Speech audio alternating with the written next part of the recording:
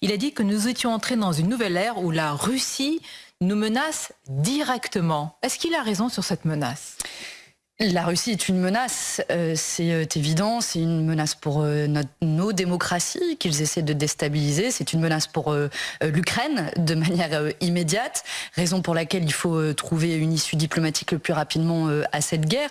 Mais ce que je retiens de l'intervention d'Emmanuel Macron hier, c'est qu'il a surtout préparé les esprits à une économie de guerre. Il a dit sur un ton extrêmement grave qu'il faudra faire des sacrifices, qu'il faudra faire des réformes structurelles pour financer la guerre. Donc moi, je pose la question ce matin.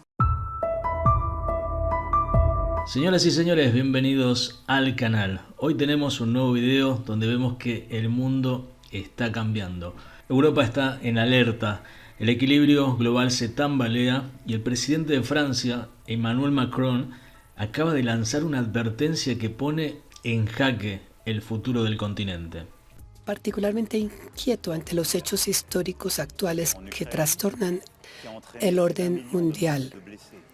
La guerra en Ucrania sigue con la misma intensidad. Es los Estados Unidos de América, nuestro aliado. Han cambiado su posición sobre esta guerra en Ucrania. Sostienen menos a Ucrania y arrojan dudas sobre lo que seguirá. Al mismo tiempo, los Estados Unidos han impuesto aranceles aduaneros a los productos provenientes de Europa. El mundo sigue siendo cada vez más brutal y la amenaza terrorista no se desvanece. En total, nuestra prosperidad y nuestra seguridad son cada vez más inciertas y hay que reconocer que estamos entrando en una nueva era. Mientras tanto, Rusia sigue rearmándose, Estados Unidos podría darle la espalda a Europa y la sombra de un conflicto mayor se extiende sobre el planeta. Macron no se anduvo con rodeos, acusó a Putin de cruzar líneas rojas, asesinatos políticos, manipulación de elecciones en Rumanía y Moldavia, ciberataques a hospitales y la constante tensión en las fronteras europeas. La guerra en Ucrania lleva ya más de 3 años. Desde el primer día decidimos apoyar a Ucrania y sancionar a Rusia. Y lo hicimos bien, porque no solamente el pueblo ucraniano está luchando con valor, también nuestra seguridad está amenazada.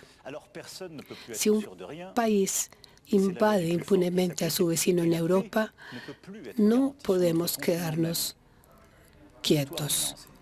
La historia nos ha enseñado cosas. Más allá de Ucrania, la amenaza rusa está allí y afecta a todos los países de Europa. Nos afecta. Rusia convirtió el conflicto ucraniano en un conflicto mundial.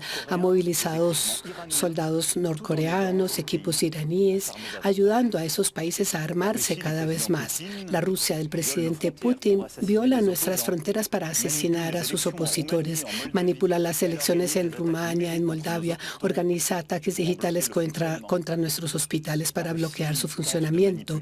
Rusia intenta manipular nuestras opiniones con mentiras difundidas en las redes sociales. Y no solo eso, el presidente francés lanzó una pregunta que dejó a todos helados. Si Estados Unidos decide retirarse, ¿quién defenderá a Europa? Y es que con Donald Trump nuevamente en el poder, Washington ha comenzado a tomar distancia de sus aliados europeos. Primero, recortó el acceso de Ucrania a información clave, luego detuvo el envío de armas al país asediado por Rusia. Ante esta situación, Macron lo deja claro, el mundo ha entrado en una nueva era, Europa ya no puede confiar en nadie. Pero aquí viene el punto más explosivo de lo que dijo Macron. Él insinúa que Francia podría colocar su arsenal nuclear al servicio de los aliados europeos.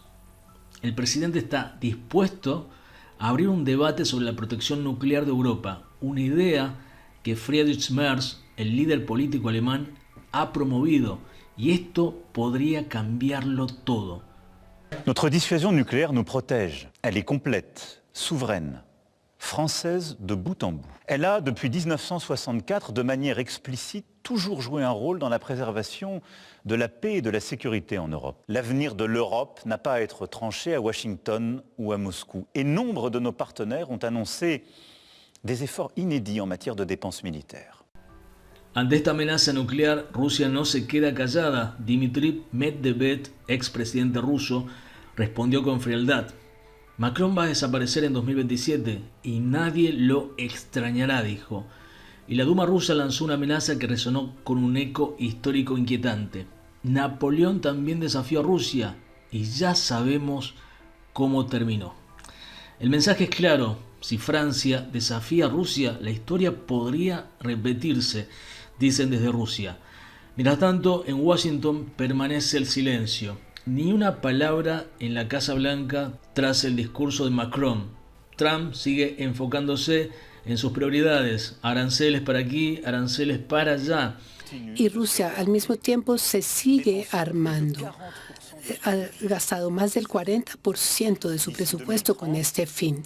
De aquí a 2030 ha previsto aumentar su ejército, tener 300.000 soldados más, 3.000 tanques, 300.000 aviones de caza más. ¿Quién puede creer en este contexto que la Rusia de hoy abandonará su guerra contra Ucrania? Rusia, en el momento en que les hablo y por los próximos años, Rusia se ha convertido en una amenaza para Francia y para Europa. Lo lamento profundamente.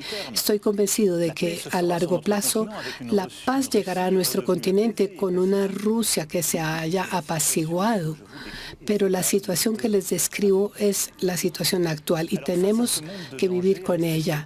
Frente a este mundo de peligro, sería una locura quedarse como un espectador.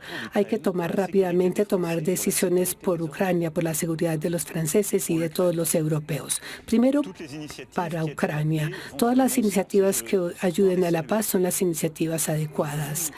Nos alegramos de todas ellas. Debemos seguir ayudando a los ucranianos a que resistan hasta que puedan negociar con Rusia una paz sólida para ellos mismos y para todos nosotros.